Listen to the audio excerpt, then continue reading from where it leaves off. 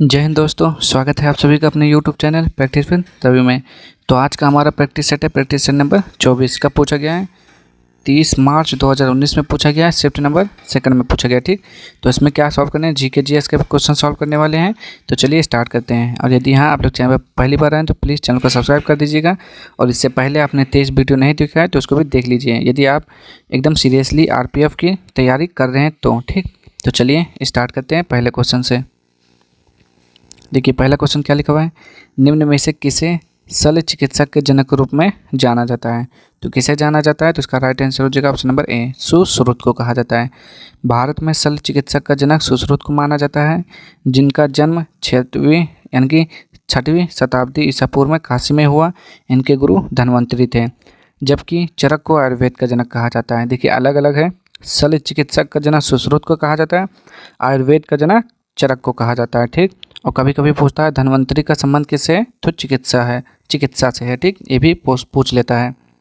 अगला क्वेश्चन देखिए क्या लिखा हुआ है, आसाम में बराक घाटी के लिए प्रसिद्ध है, तो किसके लिए प्रसिद्ध है आपको ये बताना है। ठीक, तो इसका देखते हैं, इसका राइट आंसर क्या हो जाएगा ऑप्शन नंबर क्वेश्चन नंबर 2 का। तो इसका राइट आंसर हो जाता है ऑप्शन नंबर बी, चाय के उत्पादन के लिए। बराक घाटी भारतीय राज्य असम के दक्षिण में स्थित नदी घाटी है। इस घाटी का नाम बराक नदी पर पड़ा है।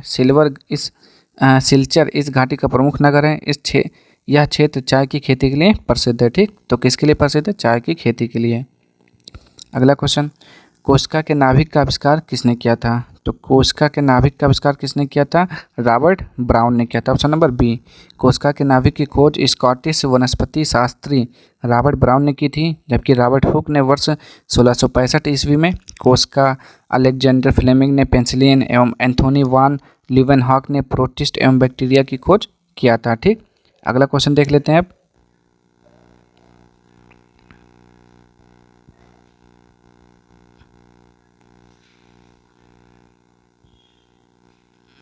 चलिए देखिए क्या लिखा हुआ है सातवां, भारत के संविधान के केंद्रीय संघ राज्य सूची को लिया गया है, कहाँ से लिया गया है आपको ये बताना है। ठीक, तो चलिए इसको अच्छे से थोड़ा समझते हैं।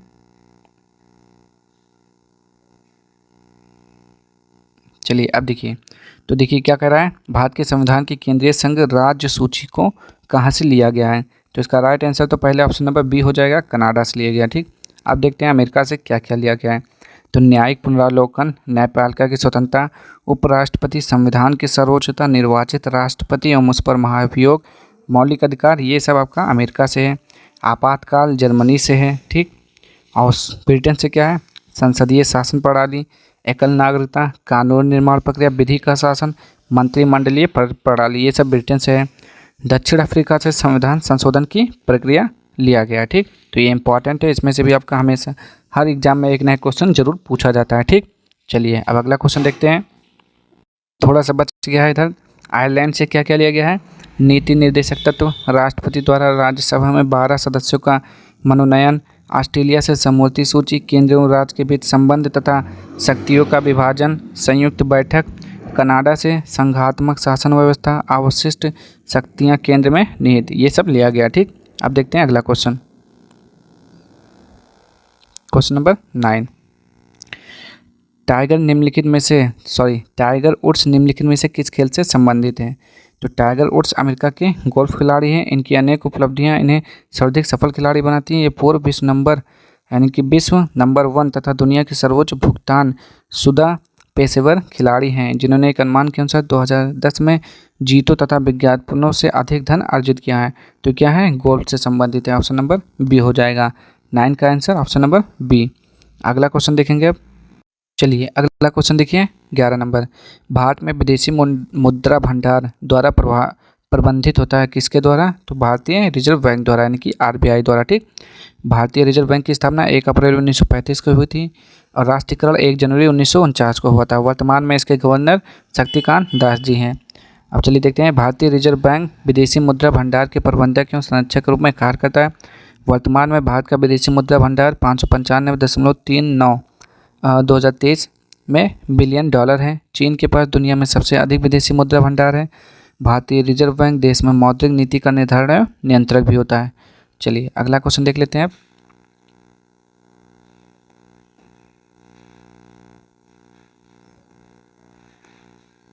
क्वेश्चन नंबर 16 से। चलिए देखिए क्या लिखा हुआ है। ईफिल टावर में स्थित है। तो ईफिल टावर कहाँ पर स्थित है? फ्रांस की राजधानी पेरिस में स्थित है। ठीक, यह सीन नदी के किनारे स्थित है। इसका निर्माण 1887 ईस्वी से 1889 के बीच में हुआ। इसकी ऊंचाई 300 मीटर है। इसके वास्तुकार गुस्ताव आईफिल थे। ठीक, अगला क्वेश्चन देख लेते हैं इसी में। 17, अनिर्बान लाहिड़ी एक पेशेवर हैं तो क्या है? तो गोल्फर खिलाड़ी हैं। ऑप्शन नंबर बी हो जाएगा। इनका जन्म 1987 में पुणे में हुआ था। 2016 में ग्रीष्मकालीन ओलंपिक खेलों में क्वालिफाई किया था। ठीक, अगला क्वेश्चन देख लेते हैं इसी में। 18वां, मुगल साम्राज्य का संस्थापक कौन था? तो सबको पता है बाबर था। कौन था? मुगल साम्राज्य का संस्थापक बाबर था। चलिए अगला क्वेश्चन देखते हैं अब।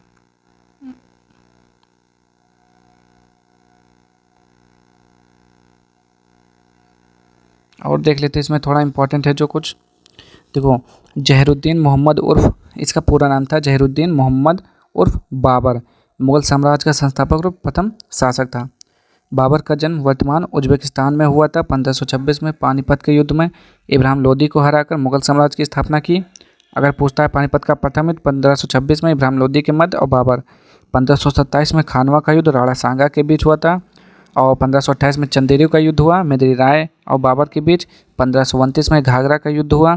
पानीपत का प्रथम युद्ध में बाबर ने अपनी पहली बार तुलुगामा युद्ध नीति का प्रयोग किया। 1530 में आगरा में बाबर की मृत्यु हो गई, जिसे बाद में काबुल में दफना दिया गया। बाबर ने अपनी आत्मकथा बाबरनामा तुर्की भाषा में लिखी है। ठीक, पूछता है किसने अपनी आत्मकथा लिखी है? तो बाबरनामा। और जहांगीर ने अपनी आत्मकथा लिखी है, तुझके जहांगीर। पूछता है तो क्वेश्चन की अपनी आत्मकथा किसने लिखी है? तो कभी कभी बाबरनामा हो जाएगा और एक क्या हो जाएगा? जहांगीर, तुर्क जहांगीर। ठीक, चलिए अगला क्वेश्चन देखिए। 19, चंडीगढ़ निम्न में से किस तलहटी हिस्से में बसा है? तो जल्दी से बताएंगे इसका राइट आंसर क्या हो जाएगा। ऑप्शन नंबर डी हो जाएगा, शिवालिक पहाड़ियाँ हो जाएगा। ठीक, जो क्या है, भारत का एक संघ शासित राज्य है जो हरियाणा और पंजाब की राजधानी में। ठीक, चलिए अगला क्वेश्चन देखते हैं अब।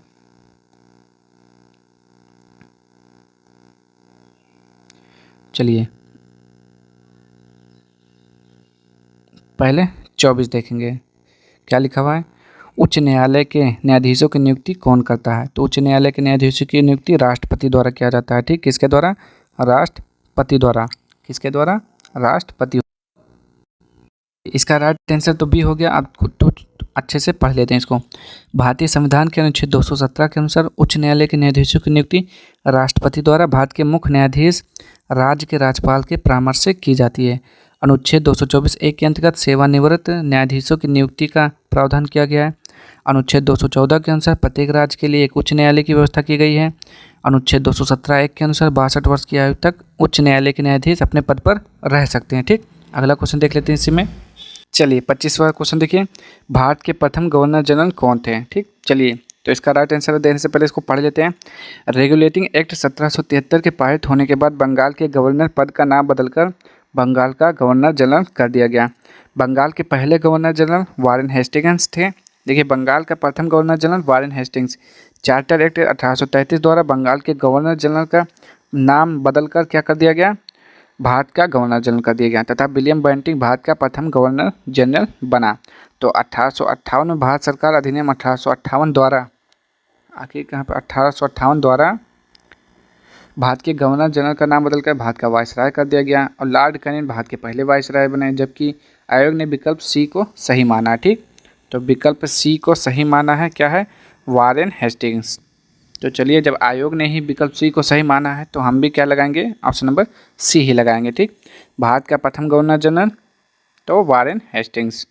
चलिए, क्योंकि जो आयोग सही कह रहा है हमको वही सही करना है, नहीं तो गलत हो जाएगा क्वेश्चन। अगला क्वेश्चन देखते हैं अब। चलिए अगला क्वेश्चन देखिए क्या लिखा है। 26वां, निम्नलिखित में से किसको राष्ट्रपति अपना त्यागपत्र देता है? तो राष्ट्रपति अपना त्यागपत्र किसे देता है? तो उपराष्ट्रपति को देता है। ठीक, उपराष्ट्रपति राष्ट्रपति को अपना त्यागपत्र सौंपता है। देखिए, राष्ट्रपति किसे देता है? तो आप बोलेंगे उपराष्ट्रपति, और जब उपराष्ट्रपति किसे देता है? तो राष्ट्रपति को देता है। ठीक, चलिए अगला क्वेश्चन देख लेते हैं अब।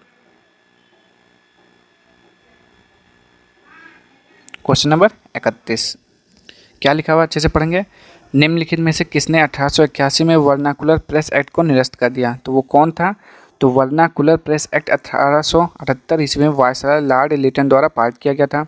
इसका उद्देश्य भारतीय भाषाओं में प्रकाशित पत्र पत्रिकाओं पर प्रतिबंध लगाना तथा राजद्रोही सामग्री की छपाई और संचालन को नियंत्रित करना था। लॉर्ड रिपन ने 1882 ईस्वी में इस एक्ट को निरस्त कर दिया। किसने? Lord Ripon. तो ऑप्शन नंबर सी बिल्कुल सही हो जाएगा। ठीक, अगला क्वेश्चन देखेंगे 32। निम्नलिखित में से कौन सा मंदिर उड़ीसा में स्थित है? तो उड़ीसा में मंदिर क्या है? तो कोणार्क का सूर्य मंदिर कहाँ पर है? चल पूरा देख लेते हैं पहले। कोणार्क का सूर्य मंदिर, जगन्नाथ मंदिर, पुरी, लिंगराज मंदिर, मुक्तेश्वर मंदिर, वेताल देवला मंदिर उड़ीसा में स्थित हैं। तो देखिए कोणार्क का सूर्य मंदिर कहाँ पर है आपका? सी वाला भी कहाँ पर है? तो ये भी आपका है उड़ीसा में है। और जगन्नाथपुरी मंदिर ये भी आपका उड़ीसा में है। तो इसका right answer option number D हो जाएगा। ठीक, ऑप्शन नंबर सी नहीं, ऑप्शन नंबर डी इसका राइट आंसर होगा। कोणार्क का सूर्य मंदिर और जगन्नाथपुरी कहाँ पर है? ये आपका है उड़ीसा में है। और देखते हैं अच्छे से। कोणार्क के सूर्य मंदिर का निर्माण नरसिंह वर्मन ने सन 550 ईस्वी में करवाया था और जगन्नाथ मंदिर भगवान कृष्ण को समर्पित है। इसका निर्माण 12वीं सदी में हुआ था। ठीक, अब देखते हैं अगला क्वेश्चन। चलिए अगला क्वेश्चन देखिए, क्वेश्चन नंबर 36। निम्नलिखित में से किस राज्य में इसरो ने हाल ही में अपना पहला स्पेस टेक्नोलॉजी क्या लिखा हुआ है? इंक्यूबेशन सेंटर STIC खोला है? तो कहाँ पर खोला है? चलिए अच्छे से पढ़ते हैं। तो इसरो ने 2018 में त्रिपुरा के अगरतला में अपना पहला स्पेस टेक्नोलॉजी इंक्यूबेशन सेंटर खोला है। कहाँ पर है खोला? त्रिपुरा में। कहाँ पर है ये? तो देख लेते हैं। त्रिपुरा के अगरतला, ये हो जाएगा ऑप्शन नंबर सी हो जाएगा। ठीक, और देखते हैं STIC इसरो द्वारा देश के विभिन्न क्षेत्रों में अकादमिक, उद्योग और अनुसंधान एवं विकास संस्थानों को जोड़ने की एक नई अवधारणा है।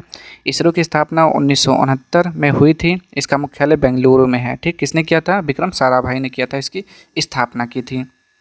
चलिए अगला क्वेश्चन देखते हैं। चलिए अगला क्वेश्चन देखिए 39 नंबर। शब्दों का वह युग्म चुने जो दिए गए युग्म जैसा संबंध दर्शाता है। तो हिंडालियम, एल्युमिनियम। ठीक, तो जैसा संबंध है वैसे बताना है। देख लेते हैं। जिस प्रकार हिंडालियम एल्युमिनियम का मिश्र धातु है उसी प्रकार पीतल तांबा का मिश्र धातु है। पीतल किसका? तांबा का मिश्र धातु। तो ऑप्शन नंबर ए सही हो जाएगा। ठीक, अगला क्वेश्चन देखते हैं। 42 क्या लिखा हुआ है? उपराष्ट्रपति के पदेन अध्यक्ष होते हैं। तो उपराष्ट्रपति क्या होता है? राज्यसभा का पदेन अध्यक्ष होता है। ठीक, उपराष्ट्रपति राज्यसभा का पदेन सभापति होता है। तो ऑप्शन नंबर बी इसका राइट आंसर हो जाएगा। और जगदीप धनखड़ वर्तमान में राज्यसभा के सभापति हैं। संविधान के अनुच्छेद 80 में राज्यसभा एवं अनुच्छेद 81 में लोकसभा के गठन का प्रावधान है। राज्यसभा एक स्थायी सदन है, अर्थात इसका विघटन नहीं होता। वर्तमान में ओम बिरला लोकसभा अध्यक्ष, नरेंद्र मोदी योजना आयोग और राष्ट्र विकास परिषद के अध्यक्ष हैं। ठीक, अगला क्वेश्चन देख लेते हैं। क्या लिखा हुआ है? असंगत को चुनें। यह है तो रीजनिंग का क्वेश्चन, लेकिन सॉल्व कर लेते हैं। क्या लिखा हुआ है? दुकानदार, ग्राहक, डॉक्टर, रोगी, क्लर्क, फाइल, वकील, ग्राहक। देखिए प्रश्न अनुसार विकल्प क्या दिया हुआ है? A, C और D एक तरह से समान है, जबकि विकल्प भी असंगत है। Clerk, file. देखिए दुकानदार में क्या आता है? ग्राहक आता है। डॉक्टर के पास रोगी जाता है। वकील के पास ग्राहक जाता है, यानी कि उसका कस्टमर जाता है। ठीक, और क्लर्क के पास क्या होता है? फाइल होता है। ये गलत लिखा हुआ है, असंगत है। ठीक, तो इसका राइट आंसर बी हो जाएगा। अब देखते हैं अगला क्वेश्चन। चलिए अगला क्वेश्चन देखिए 46 नंबर।